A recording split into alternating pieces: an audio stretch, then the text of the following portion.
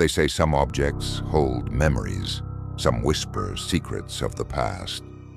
But Annabella brings something else with her. If you're hearing this, you're already part of the story. Imagine this: you wake up suddenly in the middle of the night. The air is still. A strange silence fills the room. And then something moves in the darkness. A faint giggle, so soft, yet so clear. Your heart pounds. You slowly turn toward the corner of your room. And there, sitting on the floor, is a doll. A doll you've never seen before.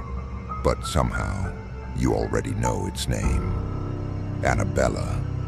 It all started with a simple delivery. Olivia, a 24-year-old woman who owned an antique shop, had purchased a few old items from an estate sale. Among them was a peculiar doll, porcelain skin, glassy eyes, and a small but eerie smile. Inside the box was a note. Her name is Annabella. Don't stare into her eyes for too long. Don't leave her in the dark. And most importantly, don't lose sight of her. Olivia chuckled. Probably just an old marketing trick to increase the doll's value. She placed Annabella on the highest shelf in her shop and forgot about her. But that night, something changed. At 3:07 a.m., Olivia woke up to a strange sound. A soft, shuffling noise coming from the living room. At first, she thought it was just the wind. But then, she heard a giggle. Her body froze. She was alone in the house.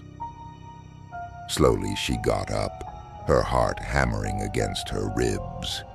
As she stepped into the living room, her breath caught in her throat.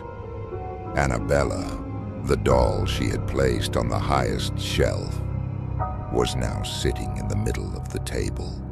Her head was tilted slightly. Her lifeless, glassy eyes stared directly at Olivia. Those eyes, they weren't empty. Something was inside them. Shaking, Olivia grabbed the doll, put it inside a box, and sealed it shut. "I'll deal with this tomorrow," she whispered to herself and went back to bed. But sleep never came. The next morning, Olivia opened her shop, but what she saw made her blood run cold. Annabella was back on the shelf, exactly where she had been before. Olivia felt the hair on her arms rise. Had she forgotten? Had she put her back without realizing? But she knew. She had locked her away. Just then, a little girl entered the shop, around 8 years old. She stared at the doll, her eyes wide with wonder. "She's talking to me," the girl whispered. Olivia's stomach twisted. "Sweetheart, dolls don't talk." The girl shook her head. "She says she wants to play with you." Her mother quickly pulled her away and left the shop. That night, Olivia stayed awake. By now, Olivia knew this doll was not normal. The rules: don't stare into her eyes, don't leave her in the dark, don't lose sight of her. But she had already broken the first rule. She had stared into Annabella's eyes, and now something was staring back. Shaking, Olivia put Annabella inside a heavy wooden box, locked it, and covered it with a thick cloth. "She's not staying here," Olivia whispered to herself. But at 3:07 a.m., the power went out. The entire house fell into silence. And then the shuffling noise returned.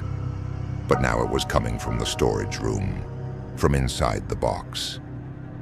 Olivia listened, and then she heard a faint click.